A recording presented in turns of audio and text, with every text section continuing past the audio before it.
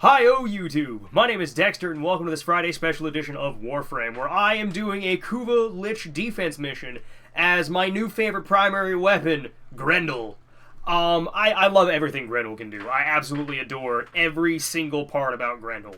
The only okay, let me rephrase that. The only thing I don't like about Grendel is I wasn't able to pull off the color customization or the color scheme that I wanted to use, which was I wanted to make him Unicron from Transformers, but didn't really work out that well for me. So instead, I'm just some weird brown amalgamation. But if you don't know what Grendel does, long story short, I eat people. Anybody that I look at, save for Eximus units, or certain Eximus units, and specifically for this mission, Kuva Thralls and the Kuva Lich herself. I cannot eat those people. But everything else is fair game. If I eat people, I get bonus armor for as long as I can hold them in my stomach. My 2 button allows me to use whatever enemy that I've eaten and turn them into a buff and do damage to everything inside my stomach. There's one of 3 different buffs. There's one that gives you increased energy return. So anytime you would get energy, you'd get more of it. One buff gives you bonus toxic damage on everything that you do that will combine with other elemental effects to either create new elemental effects or buff the previously existing ones. And the last one gives you bonus armor as well. Keep in mind that all these buffs are for you and your teammates that are near you. So you kind of want high power strength on Grendel. You don't really need efficiency that badly on the Fat Man, but it helps. It does help, but you have enough health and have enough healing to get away with using Blind Rage and Rage to get all your health back and get energy to get your health back to use more abilities, to get more energy, to use your abilities more, to heal yourself more. It just feeds into itself really, really well. The 3 button is the reason why I say Grendel's my new favorite primary weapon. You spit out whoever you're using, or whoever's in your stomach, one at a time, and it's pretty good. And his ultimate is the meatball. I'll just show it off real quick. I have one person in my stomach, this is the meatball. Anytime I land on the ground, enemies near me, even though I've turned off, damage numbers. Don't mind the little dude in the hard hat. He's not that important. I've turned off damage numbers, so you can't really see what I'm doing here, but just know that these enemies are level 65, and I killed one of them just by landing near them. To be fair, he was a pretty lightly armored Grineer unit, but still, killing a Grineer unit by landing beside him is pretty scary. I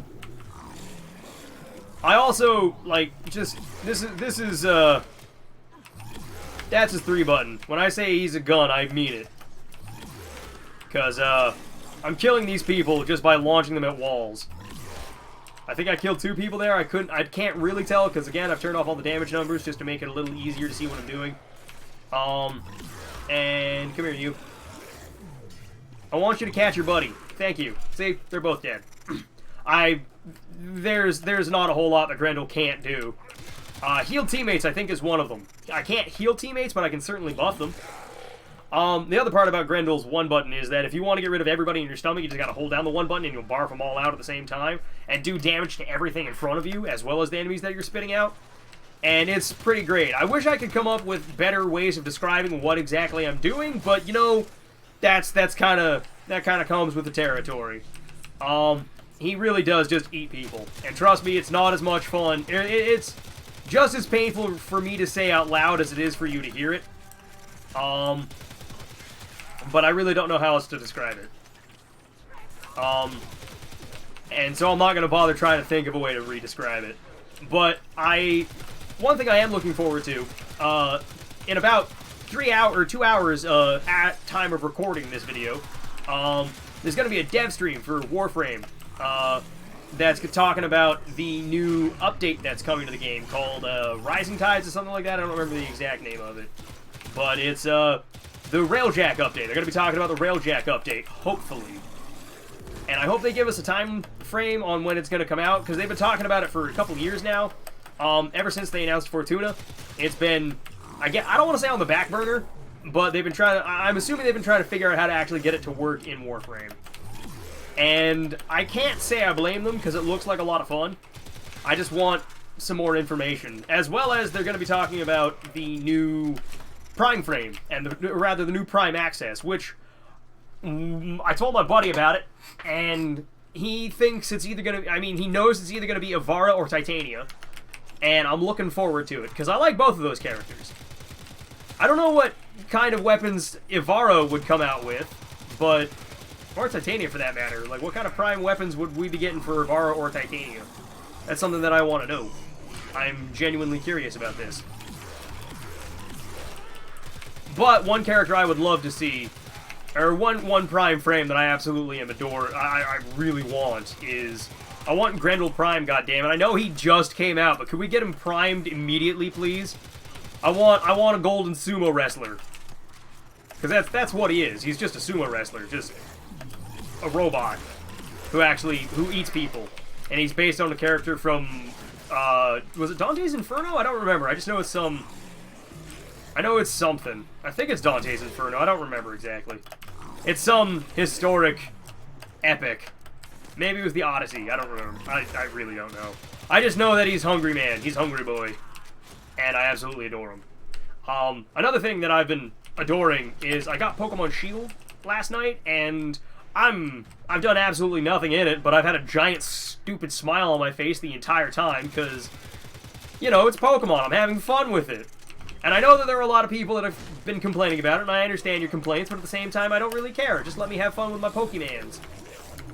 I grew up with it, I want to keep playing it, goddammit. I skipped out on Sun and Moon because I just wasn't that interested in it, but I wanted to go play Sword and Shield. I don't know why. I've never played Sun and Moon. I've heard they're pretty good. I've also heard they're all garbage. You know, the usual. It's one or the other. It can't possibly just be decent. It's got to be the best thing ever, or it's absolutely flaming, unmitigated garbage. But yeah, I've been playing it. I'm having fun with it. Like I said, I'm absolutely nowheres in it. But I'm having fun, and that's all that really matters to me. So that's really all I wanted to talk about.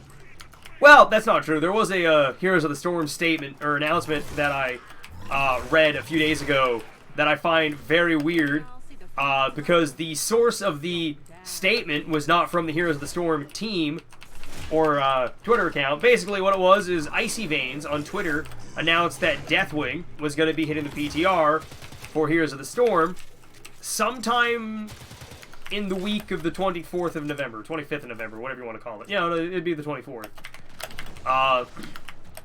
So they announced it, or rather, Icy Veins made the statement that, hey, this update's coming out. It's going to bring Deathwing and a bunch of other balance changes. And, or rather, I think it said a balance change, as well as, or maybe it was just the Deathwing balance change. I don't remember exactly. I just know it said Deathwing PTR next week.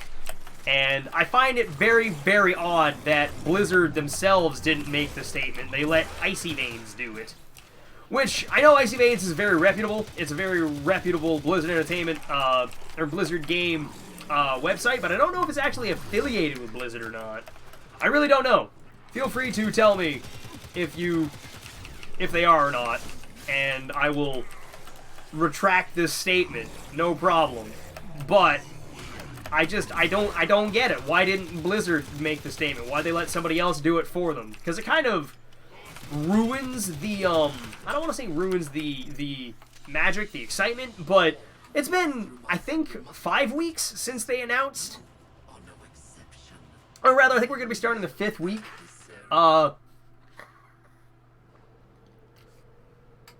Of Blizzard, or after Blizzard made the announcement. Them Deathwing's coming, don't worry, boys, and then said fuck all about it afterward. They announced it a week before BlizzCon, and then they said at BlizzCon, hey, Deathwing's coming to, or they showed off Deathwing a week before BlizzCon. And then BlizzCon came and happened, and the only mention of Heroes of the Storm was that Deathwing's coming to Heroes of the Storm, and then they didn't say anything else after that, or at least nothing that I cared about. And then they proceeded to roll on, and since BlizzCon, nothing has been said by the Heroes of the Storm team. Which I understand Heroes of the Storm is not a popular game. I get that. I totally do. But at the same time, why are you letting another person make one of your biggest announcements for you? But I guess that's the episode, or that's my complaining done. So I'm gonna go. For those of you who are new, feel free to like, comment, and subscribe if you want to. But if not, to carry on your merry way. But for the rest of you ramblers, I will see you all next week. So I hope you all enjoyed this. I hope you enjoy your weekend, and I'll catch you all on Monday. So long, everybody. It's been a ton of fun.